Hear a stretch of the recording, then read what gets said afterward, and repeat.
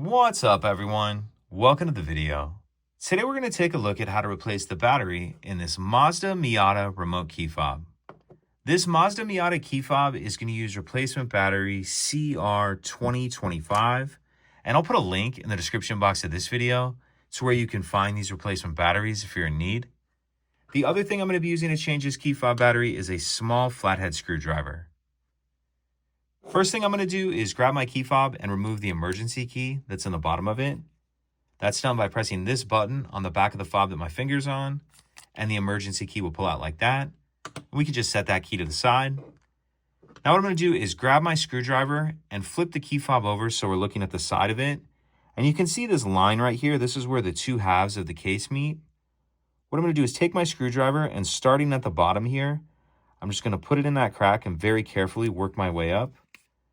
As I'm sliding it, I'm just prying slightly, but just take your time and be careful so you don't damage the case or hurt your finger. So I'm just going to keep sliding it along there like that. And as I'm doing that, you can see it's opening the case. Come around the top like this.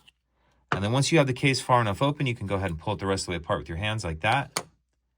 And there's this little round cover right here. I'll just get my finger on and pop that cover off. And we can see our battery right here. And this battery is just kind of sitting in there. So if you just turn it over, you can dump the battery out. Now I'm going to grab my new replacement battery. And you want to make sure that you're installing that with the plus side up, positive side up. I'll tuck that bottom edge in like that and just let the battery kind of fall down into place. Then I need to grab the circle cover and pop that back on. Then we need to snap the two halves of the case back together. And if you notice right here on this part, there's that little tab right there. That's what I'm going to tuck in first. So tuck that tab in on the top like that. And then snap the case back down.